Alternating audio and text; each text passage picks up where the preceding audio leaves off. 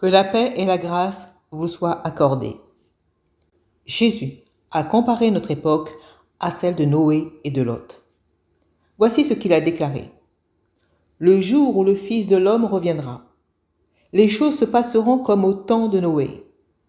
Les gens mangeaient, buvaient, se mariaient et étaient donnés en mariage, jusqu'au jour où Noé entra dans le bateau. Alors vint le déluge, qui les fit tous périr. C'est encore ce qui est arrivé au temps de Lot. Les gens mangeaient, buvaient, achetaient, vendaient, plantaient, bâtissaient. Mais le jour où Lot sortit de Sodome, une pluie de feu et de soufre tomba du ciel et les fit tous périr. Il en sera de même le jour où le Fils de l'homme apparaîtra. Le Fils de l'homme, c'est Jésus-Christ. Oui, il revient. Il est dit que le jour où il va revenir, ce sera un jour de jugement. Comment vivaient les contemporains de Noé et de Lot? Au temps de Noé, la méchanceté avait envahi la terre. Des anges rebelles avaient quitté leur demeure céleste pour s'unir avec des femmes. De ces relations contre nature sont nés des Néphilim, des géants puissants, violents et méchants, qui menaçaient l'existence de la race humaine. Dieu a donc décidé d'intervenir pour juger cette génération par les eaux d'un déluge. Avant d'intervenir, il a fait connaître son jugement. Malheureusement, seul Noé et sa famille ont cru en Dieu et ont eu la vie sauve. Au temps de Lot, le neveu d'Abraham, les habitants des villes de Sodome et Gomorrhe se livraient sans limite à la dépravation sexuelle. Dieu a donc décidé de détruire ces villes par le feu. Avant d'intervenir, il avait là aussi fait connaître son jugement. Malheureusement, seul Lot et ses 2 filles ont eu la vie sauve. La femme de Lot n'a pas pu être sauvée. Elle a été transformée en colonne de sel, car elle n'a pas obéi à l'ordre de Dieu de ne pas se retourner dans leur fuite. À travers ces 2 jugements divins, nous comprenons que très peu de personnes ont été sauvées, car la plupart des gens étaient attachés à leur vie et ne prêtaient pas attention aux avertissements de Dieu. Noé et sa famille, Lot et ses filles ont sauvé leur vie, car ils ont cru en ce que Dieu leur avait annoncé, et ils ont agi en conséquence. Aujourd'hui, notre monde est comparable à celui de Noé et de Lot. L'avenir même de notre humanité est clairement menacé par l'intelligence artificielle, la nanotechnologie, les nanoparticules, les ondes électromagnétiques, la pollution atmosphérique et la transformation de notre alimentation. Il est clair que notre monde, en perte de repères, s'enfonce dans les ténèbres. Les humains perdent leur identité en se laissant influencer par le wokisme et le satanisme.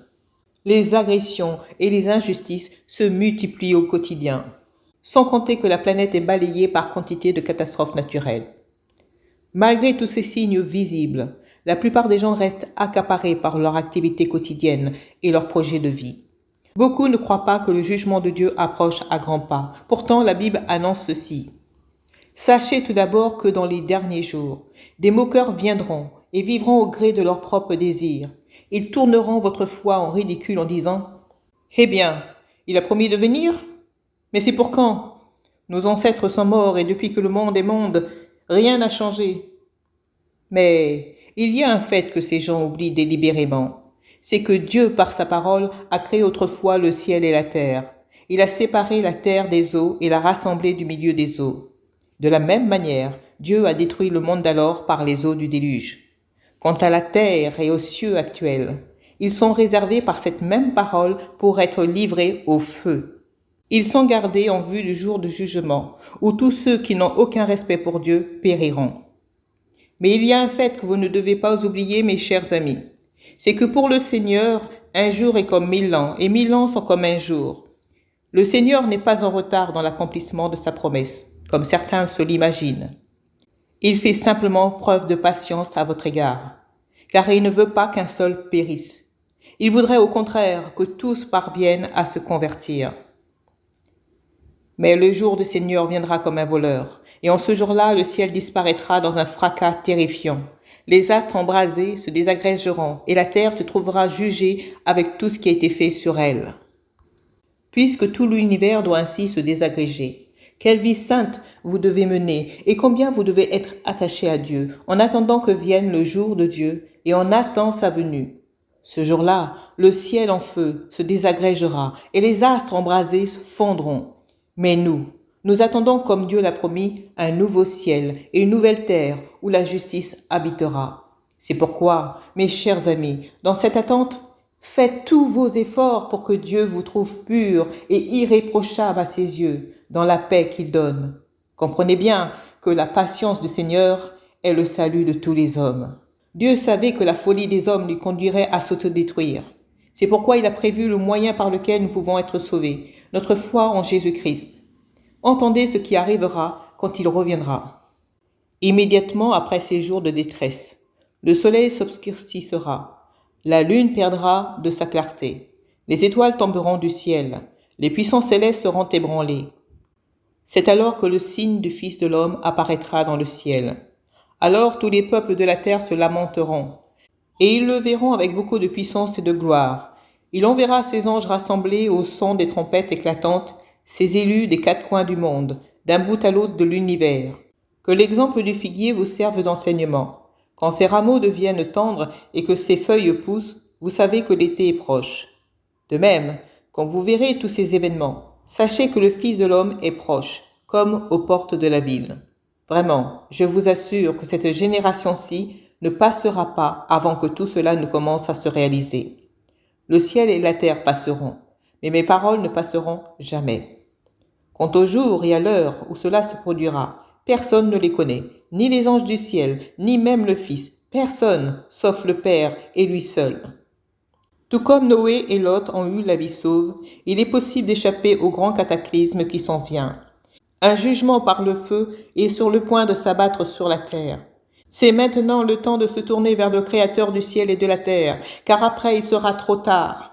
Prenez la ferme décision d'apprendre à connaître le vrai Dieu, ainsi que celui qui l'a envoyé, Jésus-Christ. Faites-vous baptiser et menez une vie d'obéissance en faisant le bien autour de vous. C'est aujourd'hui qu'il vous faut prendre cette décision, car après ce sera trop tard et vous vous lamenterez amèrement.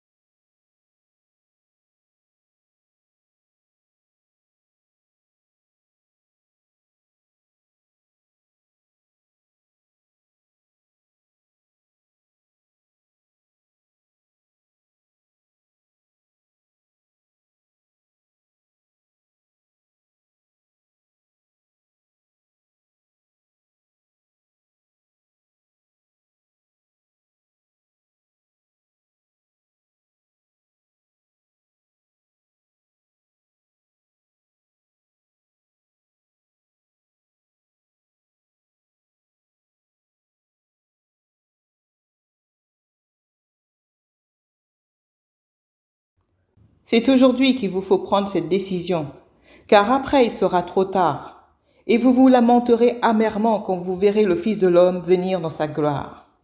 Dieu attend l'extrême limite pour que nous puissions tous nous tourner vers lui. Mais à un moment donné, sa patience a des limites. Ne restez pas dans le doute ni dans l'incrédulité. Ouvrez vos yeux, il n'y a plus rien de bon à prendre dans ce monde. Cherchez Dieu sérieusement tant que vous pouvez. Cherchez-le et vous le trouverez. Et vous serez sauvés.